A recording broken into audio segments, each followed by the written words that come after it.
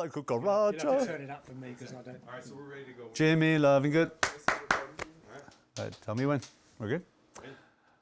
Hey there, Jimmy Lovinggood here with Premier Builders Guild. As in the famous words of Greg Koch, we're here in the underground Wildwood lair. I feel like I'm going to get eaten by amps here. It's amazing. What a place.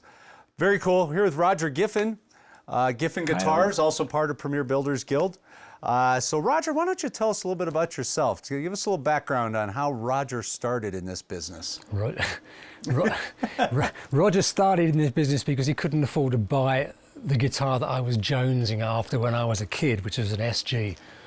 So the famous SG. The famous SG. So I looked at lots of pictures of them and I went and bought a piece of wood and just built myself one with a little help from my dad, who was a woodworker. So, you know, it was probably a piece of junk now if I look back at it, but it worked. And I played that thing in a band for a couple of years and I sold it to somebody in another band. So kind of got me thinking at that point that maybe I can you know, do something with this and make a living out of it eventually. So somewhere in the world is the first Giffin SG floating around somewhere, right? Yeah, it might still exist. We got to track that one down. Yeah. Okay, so you built your own guitar, and what next? And what made you want to keep going in this? I just enjoyed doing it. It was kind of a fun thing, and I played around with a few others over different times, and you know, in between having a proper job and making a few guitars in the basement,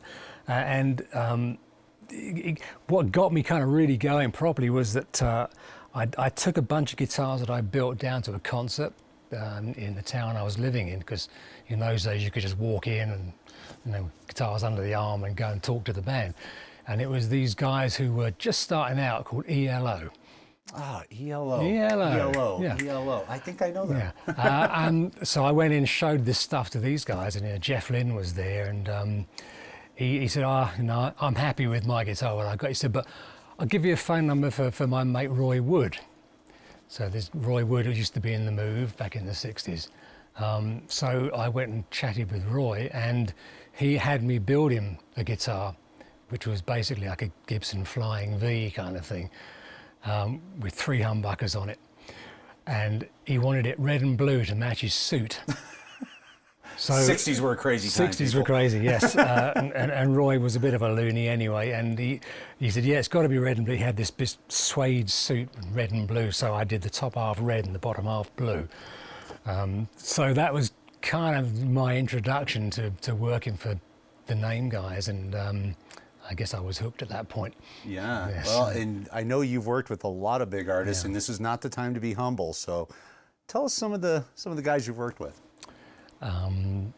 Well, I mean, over the years, I've done stuff for Clapton and Townsend, Dave Gilmour, Andy Summers, Joe Walsh, Eddie Van Halen, and a lot of other guys in between. You know, I mean, I was kind of in the right place at the right time and got introduced to all these guys.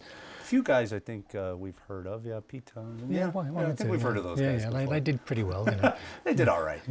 Yeah, that's awesome. So and just a lot of just regular guys would come and have stuff made or repaired. Did a lot of repairs as well. So kind of got my chops going that way. And then you ended up at a big company. Yeah. Are we allowed to name names? We're allowed to name names, I think. Yeah. They have an edit button on these things in case we. Well, I came out to the States to work for Gibson, and I got that introduction by way of Steinberger.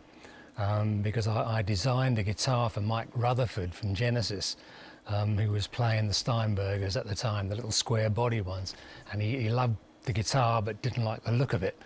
So they said, can you make a guitar shape around this somehow? And kind of hummed and hawed about what to do with it. I thought I'd make like a metal frame around it so it looks like a guitar from a distance, but that wasn't really what was wanted. So they got me a whole bunch of parts from Steinberger, and I just went away to my workshop and just designed this thing. I made a body and just put it all together. And so it ended up this double cutaway wooden body with binding around it.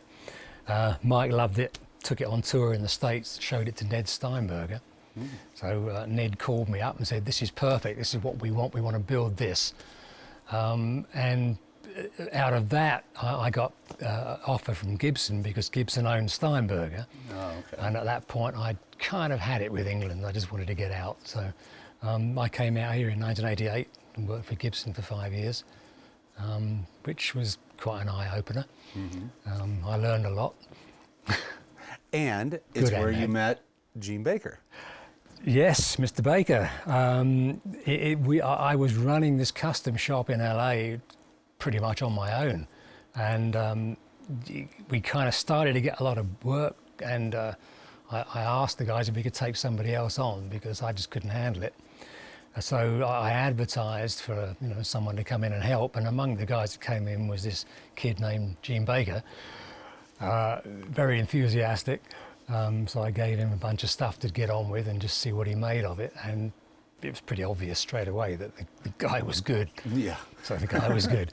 So I basically employed him, and he worked with me for as long as the place lasted. And we kind of bounced ideas off each other for a while there. And he's a great kid, and he's gone on to be, the great Gene Baker. He is the great Gene Baker, and that, my friends out there, is what we call a segue. So we just segued into Roger's partnership with Premier Builders Guild, which is what Gene Baker's a part of. So there was a method to the madness there. So Gene is now kind of the head builder for Premier Builders Guild for all the different lines that we either own or produce. And so Roger is one of our designers as well. So we produce at Premier Builders Guild a couple of his guitars. So tell us a little bit about the relationship with Premier Builders Guild. Okay, well that sort of just popped out of the blue one day. I guess it was Michael Bernstein that called me up about it. Or actually it may have been because he might have been talking to Cliff at Destroyer Guitars. And I had just designed this, the Valiant. And I'd made a handful of them for private customers. And I made that in response to people that kept coming up and asking me if I could make them a Les Paul, which of course I couldn't do that. So I thought, okay, I don't have a single cutaway guitar in the models that I'm doing. So I designed that, which I thought was a pretty nice guitar, and it worked kind of well.